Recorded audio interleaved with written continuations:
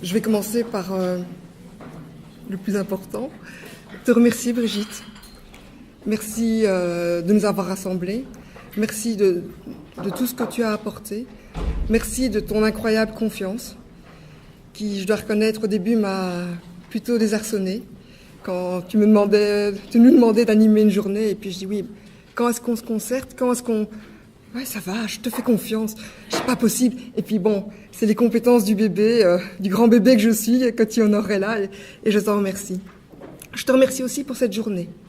Je te remercie pour cette journée, pour nous permettre d'expérimenter ce passage assez rare, assez exceptionnel, qui est cette métamorphose que toi tu traverses, et en pleine conscience, et tu nous invites à célébrer ça.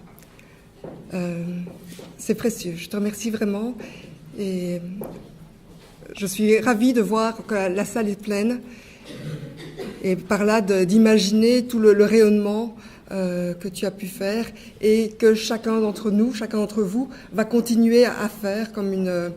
Je n'ai pas encore trouvé la métamorphose, comme une tache d'huile essentielle qui se dissémine avec,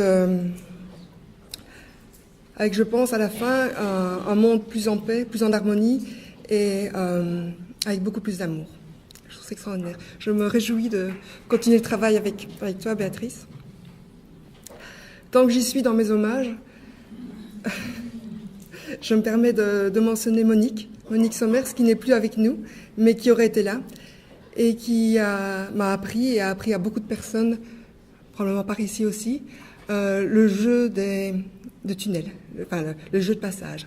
Je pense qu'elle est quand même là parmi nous. Et puis, tant que j'y suis, je me permets d'embêter une grande dame du transpersonnel qui est là avec nous et qui, depuis une dizaine d'années, me met le pied à l'étrier, lutte contre mon inertie et me dit « Vas-y Pascal, vas-y Pascal ». Marie-Françoise Louche.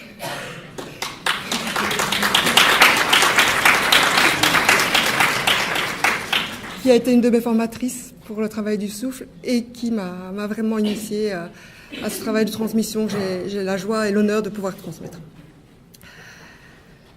Quand quand Brigitte m'a demandé quel était le titre, j'ai proposé un titre. Elle m'a dit non, on va faire des pleurs au jeu, c'est-à-dire du début jusqu'à la fin, 20 ans de recherche à l'état solitaire en 35 minutes. Ok. Ben oui, ça c'est Brigitte, voir grand. Ne pas se limiter, ne pas dire oui mais non, c'est pas possible. Ok, on y va, on fonce. Donc vous m'excuserez si j'arrive pas au bout. Je vous ai apporté les livres d'Aletta l'état solitaire que je vous invite à découvrir, à lire, à intégrer.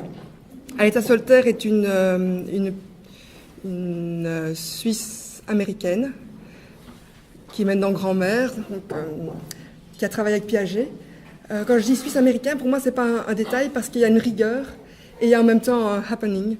C'est une femme que je continue à découvrir et qui m'impressionne parce qu'elle collecte les données, elle observe, elle est très scientifique et en même temps, il y a tout un autre niveau qu'elle met en lien, c'est le niveau du cœur. Son message, c'est sachant certaines choses, ayant les connaissances des besoins de l'enfant, les connaissances de ses capacités de développement, ses compétences, les connaissances des facteurs de stress, qu'est-ce qu'on peut faire pour pouvoir offrir un amour inconditionnel. Je pense qu'une grande partie du travail d'Aletta solitaire se base sur le stress des enfants, enfin sur la compréhension du stress des enfants. Je me permets de vous proposer un petit exercice. L'idée, c'est on a déjà eu une matinée de mental. Je sais pas vous, mais moi, avant de venir, je me suis perdue. J'étais sur l'autoroute, j'étais sur le ring. Bon, c'est pas mal de choses. Et puis, je suis là avec mon histoire, avec ma vie. Je vous invite juste à accueillir ce qui est là maintenant. Et pour ce faire, je vous propose de décroiser les jambes, bien sentir vos talons, bien sentir votre plante des pieds au sol. Je vous invite à mobiliser un petit peu votre bassin pour être en contact avec la chaise bien dure, sentir vos ischions. fermer ou pas les yeux, ça vous appartient. Et juste accueillir votre souffle. Je vous propose de prendre une grande respiration, sentir ce que ça vous fait, et puis de lâcher. Et peut-être recommencer encore une fois. Juste sentir, pas se dire je dois, ou je veux, ou j'aimerais, ou en dehors de toute performance, juste accueillir ce qui est là.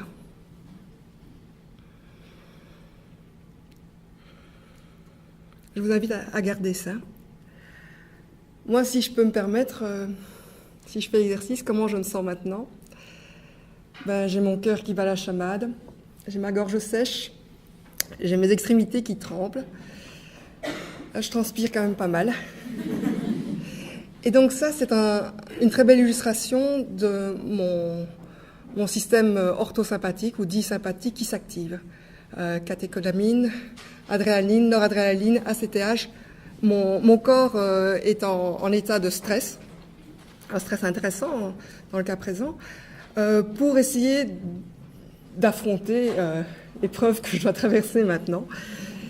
Et ce stress, moi je le sens maintenant parce que je suis un mammifère, et les mammifères sentent ça.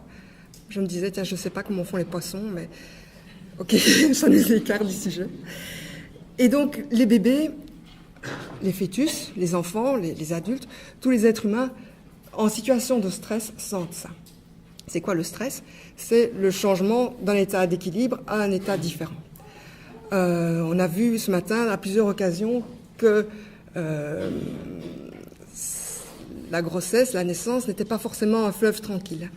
Même dans des situations où l'enfant est accompagné le mieux, le plus consciemment, c'est pas un fleuve tranquille. Il y a des choses qu'on ne peut pas contrôler. Il y a des deuils qui interviennent pendant la grossesse. Il y a des souffrances physiques, il y a des maladies, il y a des souffrances liées à qui on est, qui sont les parents. Et puis la naissance, il y a des naissances qui sont plus difficiles que d'autres. De toute façon, c'est une épreuve. Il y a des naissances qui sont franchement traumatiques. Et puis la vie continue en étant difficile. Le petit bébé qui pleure, qui a faim, qui a mal parce qu'il a faim, il appelle, et la maman, elle n'est pas toujours tout de suite disponible. Ça peut être un stress. J'ai peur, je pleure, je fais un cauchemar, j'ai froid au bout des pieds, j'ai besoin d'être tenue, ça se met pas. Il y a le mixeur qui se met en route, il y a une porte qui claque. Il y a des stress qui sont inhérents à la vie. Il y a des stress qui sont inhérents au développement de l'enfant. Un enfant qui souhaite prendre un objet, qui tend le bras, qui n'y arrive pas, il l'a souhaité 1000 fois, il a désiré 1000 fois avant de réussir à finaliser son geste. Un enfant de 6 mois qui essaie de ramper, qui voudrait avancer, qui voudrait prendre ou toucher un coussin plus loin, et puis en une demi-heure, il a juste réussi à faire 50 cm en arrière et de se retrouver coincé dans le coin. C'est une énorme frustration, et il y en a des frustrations. La vie est remplie de difficultés. Je trouve que ce qui est extraordinaire chez Aïta Solter, c'est qu'elle propose aux parents de reconnaître les stress, et elle donne des pistes pour essayer de lâcher les stress, sachant qu'une vie parfaite, une vie sans stress est juste complètement illusoire, et d'ailleurs serait immobile et figée et pas intéressante, mais qu'on a quand même une responsabilité pour offrir à l'enfant un environnement sécurisé en essayant de prendre conscience et de diminuer les stress. Mais comment guérir d'un stress? Je vous invite je vais maintenant m'attaquer à la question des pleurs. Je vous invite à prendre une grande respiration et à vous reconnecter à votre état d'enfance ou d'adulte, je ne sais pas, à votre dernière larme ou votre première larme, et vous souvenir comment vous avez été accueilli. Qu'est-ce qu'on vous disait quand vous pleurez? Je ne sais pas si c'est loin, si c'est près, ou qu'est-ce que vous dites à votre enfant quand il pleure. Vous pouvez le noter si vous avez envie, ou on peut peut-être le partager après, c'est comme vous voulez.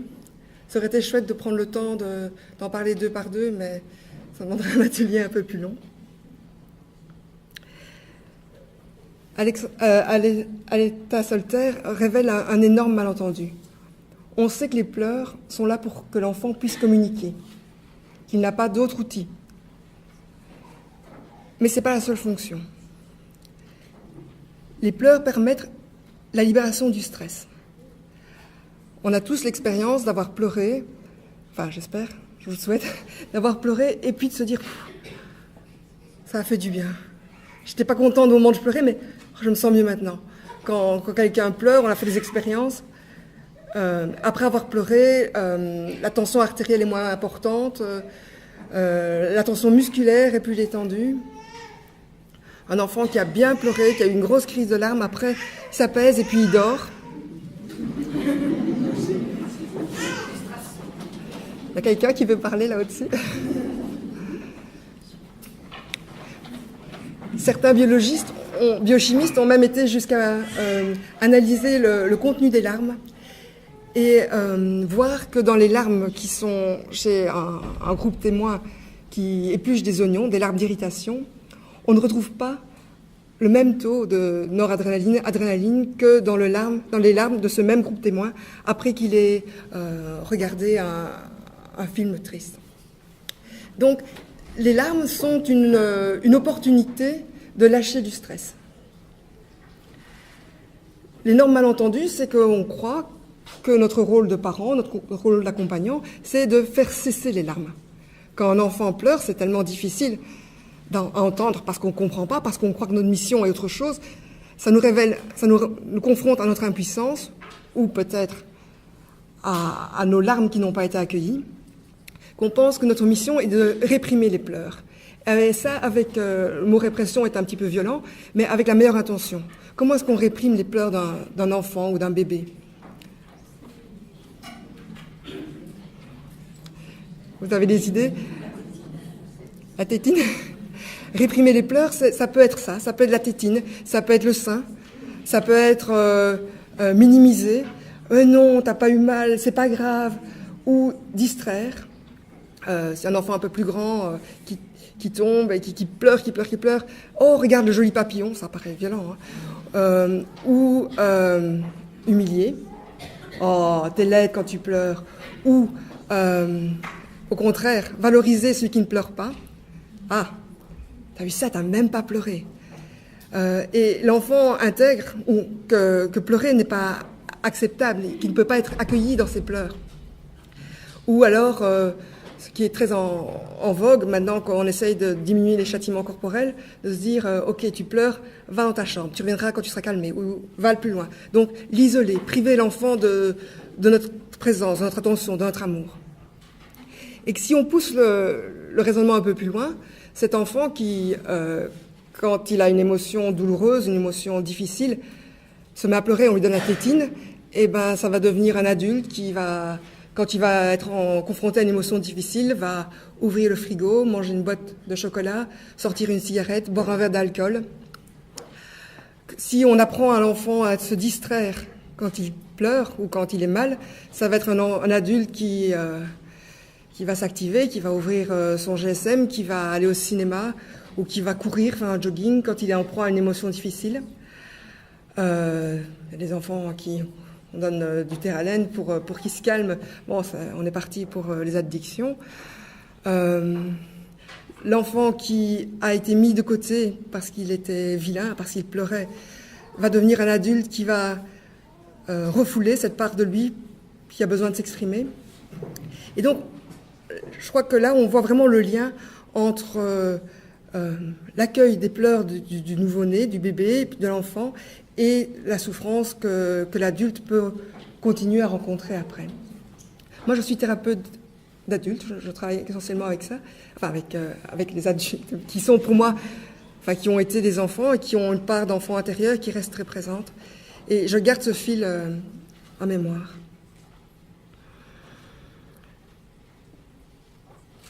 Bon, je vous ai dit comment on réprimait les pleurs, et si on ne les réprime pas, on fait quoi alors ? Donc la proposition, c'est d'accueillir les pleurs. Et ce n'est pas une proposition facile. Restons intelligent. Il ne s'agit pas d'accueillir un enfant pleure, j'accueille tes pleurs. Ok. Est-ce que tous les besoins sont satisfaits? Est-ce que l'enfant n'a pas faim? Est-ce qu'il n'est pas dans l'inconfort? Est-ce qu'il ne faut pas changer son linge? Est-ce qu'il a son besoin d'être pris dans les bras, son besoin d'être considéré, d'être en relation, d'être distrait, enfin d'être stimulé, mais de ne pas être trop stimulé? Est-ce que son rythme est respecté?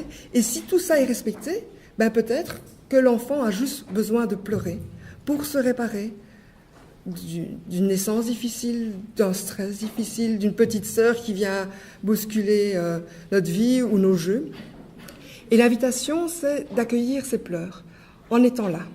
Il ne s'agit pas de pleurer, laisser l'enfant pleurer, ça lui fera du bien, il doit lâcher son stress. Non, en étant là, avec une attitude profondément bienveillante et d'amour inconditionnel.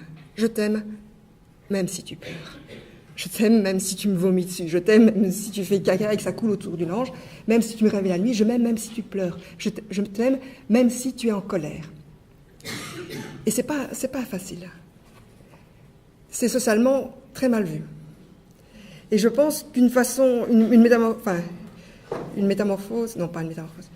métaphore utile qui peut vraiment nous guider, c'est dire que pleurer, le besoin de pleurer ou d'éliminer le stress peut être comparable au besoin de déféquer. C'est pas très glamour, mais on ne défèque pas pour le plaisir. Enfin, les psychanalystes diront peut-être autre chose. Disons, quand on a besoin, on a besoin. Voilà. On peut différer. On peut éduquer pour dire ok, tu fais pas ça n'importe où. On est avec des gens chics, on est au magasin, ou je sais pas, on est devant ma belle-mère. Retiens-toi un peu, mais je sais que ton besoin est là et je m'en occuperai. Ou quand l'enfant est trop petit, il peut pas se retenir, il est neurologiquement pas mature, donc on accueille ce qui vient.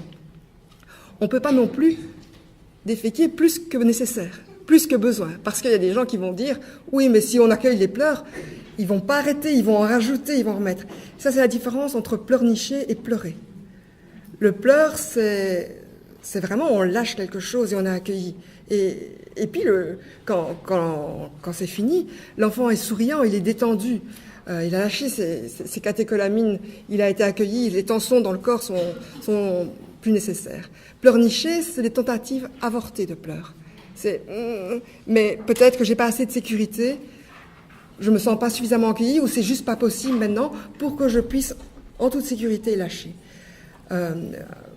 Pouvoir se guérir par les pleurs nécessite un équilibre entre un certain inconfort, une certaine tension qui ferait couler les larmes, et un certain niveau de sécurité qui permet de se lâcher. Et le niveau de sécurité, là, c'est l'accompagnant, c'est le parent bienveillant qui peut l'aider. Les colères, c'est un autre sujet, mais en continuité. Parfois, on a tendance à plus accepter qu'un enfant pleure et avoir plus de mal avec l'enfant qui se met en colère, qui commence à rager, qui se jette par terre. Et pourtant, c'est le même mécanisme de libération d'énergie. Quand le stress est là, la gazelle qui est dans la savane, qui perçoit le lion, stimule tout son stress pour pouvoir s'enfuir. Moi, j'ai stimulé tout mon stress involontairement pour pouvoir passer à l'action. Quand le stress est là, on a besoin de passer à l'action. Et si on ne peut pas passer à l'action, le stress se chronicise. Et là, ça devient dangereux. Ça devient les tensions chroniques, ça devient les maux de dos, ça devient les troubles du sommeil chez l'enfant, l'hyperagitation, les troubles du comportement. Chez l'adulte, ça devient l'ulcère à l'estomac, l'infarctus, les myalgies, les lombalgies, enfin. Et donc, passer à l'action, parfois pour les enfants, quand c'est dans ce registre-là, c'est se rouler par terre, c'est taper, c'est insulter. Et ça vaut la peine d'expérimenter cet accompagnement-là aussi. L'enfant a le droit de se mettre en colère, il n'a pas le droit de détruire. C'est mon rôle de parent de le protéger pour qu'il ne se fasse pas mal et qu'il ne fasse pas mal aux autres, mais il a le droit d'être en colère. Et si nécessaire, je suis là pour le contenir. Le contenir avec mon nom, et stop, tu tapes pas sur ton frère, tu lui arraches pas les cheveux, ou, s'il faut, le contenir dans mes bras. Et là, je rejoins l'image du funambule sur la difficulté d'être dans la justesse. Parce que nous, adultes, on est bien plus grands qu'un petit enfant. On est bien plus fort. On a tous nos systèmes de défense. Et si on prend un petit enfant et qu'on le maintient, et qu'on lui dit « tu peux exprimer ta colère », il faut vraiment être juste avec nous-mêmes. Sinon, ça pourrait être de la contention, ça pourrait être de la maltraitance, de se dire « je suis plus fort que toi, et tu vas voir ici qui est le chef, tu vas pas me mener en bateau, je vais te calmer ». Et si on est dans ce registre-là, c'est complètement faux. Le registre proposé, c'est « je suis là pour toi, je t'accueille, tu peux exprimer ta colère, tu vas pas être dissous par ça, et moi je suis là et je te tiens. Et moi non plus, je ne serai pas dissous par ta colère, quelle qu'elle soit. Et je continue à t'aimer. Et je t'aimerai inconditionnellement, que tu sois en colère, que tu sois triste, que tu sois fâché, que tu fasses pipi, que tu fasses caca. »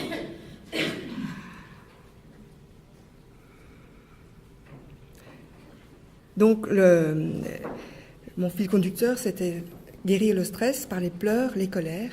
Et puis, le mot proposé, là, c'est les jeux. Les jeux d'attachement. On a beaucoup parlé du jeu. Les jeux de tunnel, les jeux de revécu de naissance.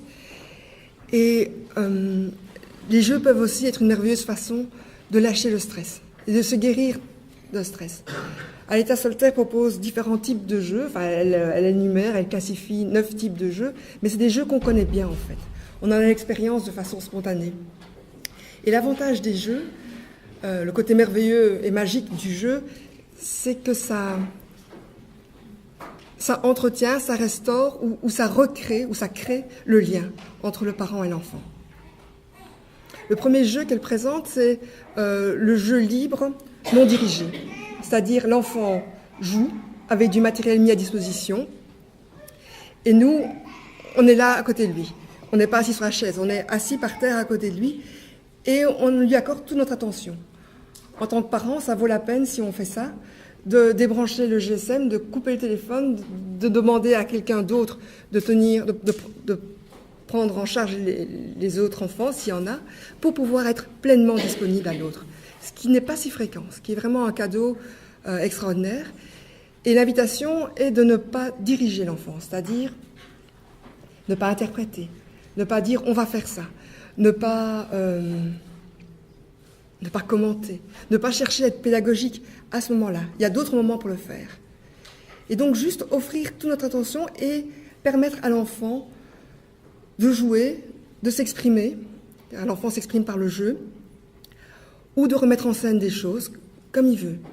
Ça ne nous appartient pas. S'il nous invite à jouer, on peut rentrer, si ça vous arrange, mais pas d'imposer notre présence.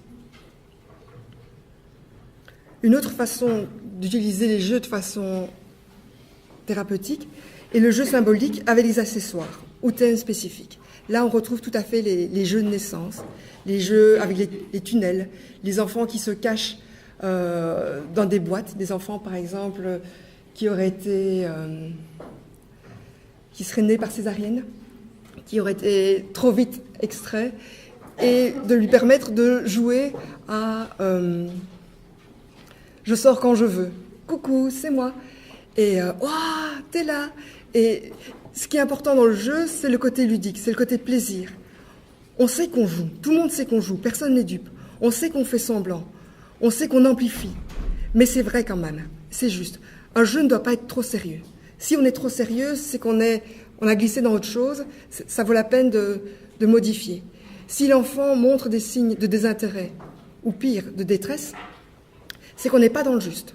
Donc, il y a vraiment une responsabilité, si on accompagne l'enfant dans le jeu, de se dire qu'est-ce qui est juste pour lui maintenant ? Qu'est-ce qui me montre ? Comment puis-je sentir ? Et je crois qu'on peut avoir des guides, on peut avoir des lectures, mais c'est vraiment de l'expérimentiel, c'est vraiment sentir. Et on ne peut pas sentir ce qui est juste pour l'autre, comme ça. Il faut confirmer, affirmer, tâtonner. Et on ne peut pas le sentir si on n'est pas en contact avec ce qui est juste pour nous.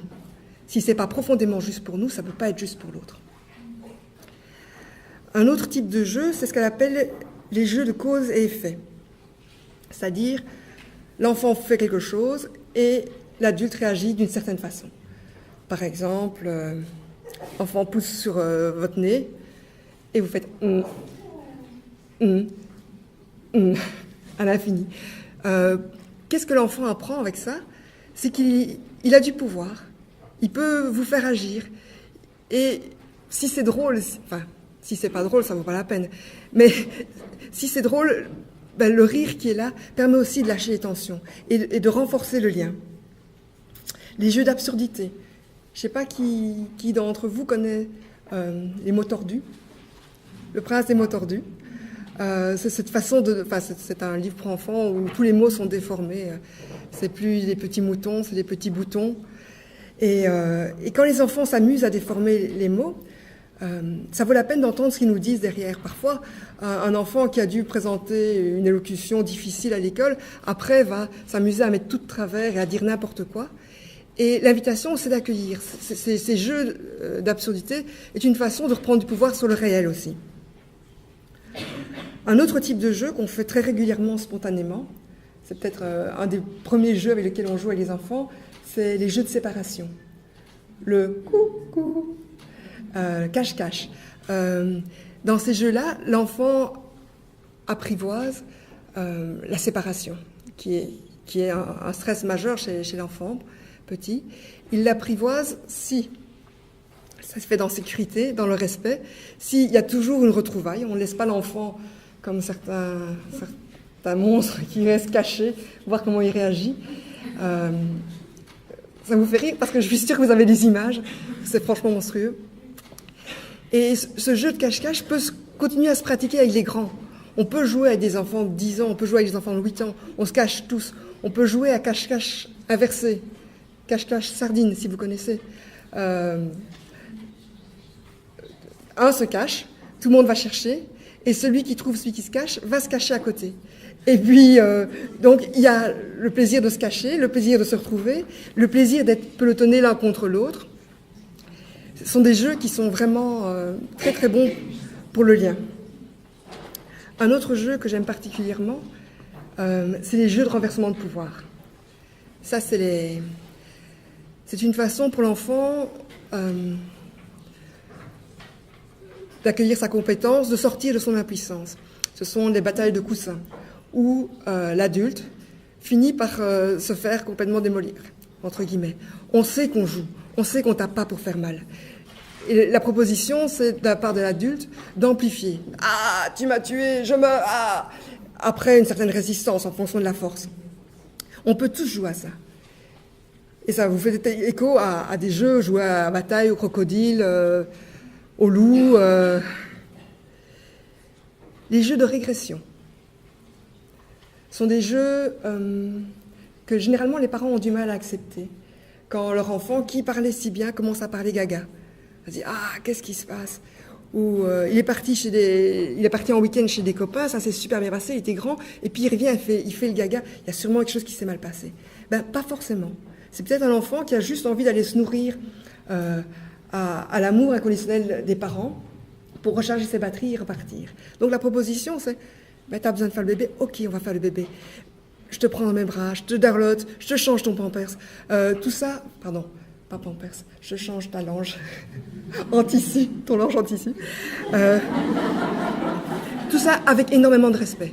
Si on se moque de l'enfant, c'est un jeu de pouvoir malsain. Si l'enfant vit ça comme une ironie, c'est pas juste. Par contre, s'il peut recevoir ça, c'est merveilleux. Je t'aime, même si tu es petit. Je t'aime, même si tu es fragile. Même si tu as besoin de venir te ressourcer. Même si tu es vulnérable. C'est des jeux qui sont très intéressants à pratiquer quand, par exemple, une famille est bousculée par l'arrivée d'un petit dernier. Et le grand, il ne sait plus trop bien et c'est un stress. Donc, s'il a envie de jouer au bébé, mais qui joue au bébé ? Ou alors des familles où il y a eu une interruption, par exemple une maman qui a été hospitalisée dans la petite enfance, et puis, ou bien un bébé qui a été hospitalisé, et il manque un passage. Donc on peut aller renourrir ce passage-là avec ces jeux de régression. Et on n'est pas dans le jugement, tiens, tu fais le bébé, qu'est-ce qui se passe, enfin, tu sais bien parler. On est dans un autre registre, on est dans le registre du cœur. C'est ça que je disais avec Aletta Solter, il y a une connaissance, une compréhension, une relecture qui permet d'être plus à l'aise et plus ouvert dans le registre du cœur. Le terme connaissance me gêne un petit peu, dans le sens qui suis-je pour vous parler, comment ai-je assez de connaissances pour pouvoir vous la partager. Et puis j'ai été très aidée par une phrase que j'ai lue où il parlait de connaissance, de naître avec. Et je me dis, waouh, si c'est pas ici que je peux partager ça, c'est vraiment chouette. Si vous voulez plus de connaissances, il y a les livres au bout desquels Aletta Solter donne ses références, explique les études sur lesquelles elle se base pour pouvoir étayer ça de façon la plus objective. Un autre jeu très, très important, c'est pas un jeu, c'est les activités avec contact corporel. Ça, on a l'habitude avec les petits-enfants, avec le bébé. On touche le bébé, on touche ses pieds, on fait udada. Et puis, progressivement, on oublie. On oublie qu'un enfant, un adulte, un adolescent, moi je pense un adulte, mais bon, a aussi besoin. En fait, on a besoin de contact corporel toute notre vie. Et si on peut jouer avec les enfants à touche-touche,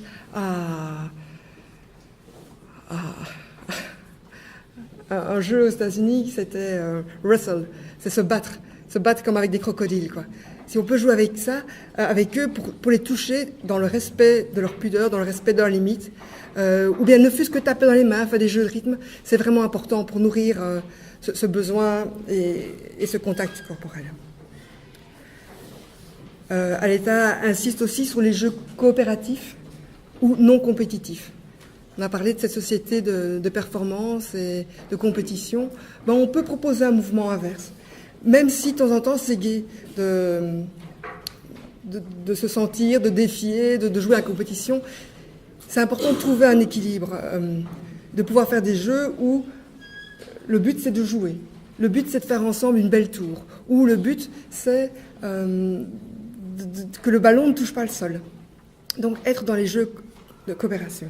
On peut détourner les jeux dits compétitifs en jeux de coopération. On peut jouer au tennis en essayant de ne pas laisser tomber la balle. Je vais presque terminer. Juste une petite réflexion sur que faire quand c'est dur de jouer. Parce que c'est pas facile. Il y a des moments où on n'est pas à ça, en tant que parent. On n'a pas envie. Peut-être qu'on ne sait pas comment jouer. Si on fait l'expérience de se dire, tiens, en fait, moi, à quoi je jouais quand j'étais petite, quel était mon jouet préféré, comment mes parents jouent avec moi, ou mes amis, ou qui a joué avec moi. On voit que ce n'est pas si évident. Et quand c'est dur de jouer, c'est peut-être aussi que nos besoins à nous ne sont pas satisfaits. Qu'on a besoin de se ressourcer, qu'on a besoin d'avoir des activités pour nous, qu'on a besoin de se reposer, d'avoir un travail gratifiant, de terminer son travail, d'avoir du temps pour nous, aller danser, faire la gym, avoir des relations sociales, avoir des contacts physiques, avoir de l'amour, avoir du sexe, boire, je ne sais pas. Donc, c'est important de tenir compte de nos besoins à nous et d'admettre, oui, maintenant je ne sais pas jouer, mais pas indéfiniment. Dire, actuellement, je ne sais pas jouer, mais je prends soin de moi et peut-être ce soir, je pourrais jouer une demi-heure avec toi. L'enfant n'a pas besoin qu'on joue tous les jours ou beaucoup de temps, mais il doit avoir cette qualité de présence régulière. Et aussi, un autre élément, c'est qu'on n'est pas obligé de faire ça tout seul. Ça vaut vraiment la peine d'utiliser le réseau de nos amis, soit pour prendre le relais, pour que nous, on puisse se régénérer, pour pouvoir accueillir l'autre et être dans le jeu aussi, ou que l'autre puisse jouer avec l'enfant aussi. Mais pas déléguer tout le temps, parce que à travers le jeu se reconstruit, se solidifie, se recrée le lien. Je pense que cette façon de voir en termes de lien est vraiment importante, parce que la vie et les difficultés de la vie écorchent ce lien, et que nous avons spontanément à notre disposition des moyens pour le renforcer, le rétablir.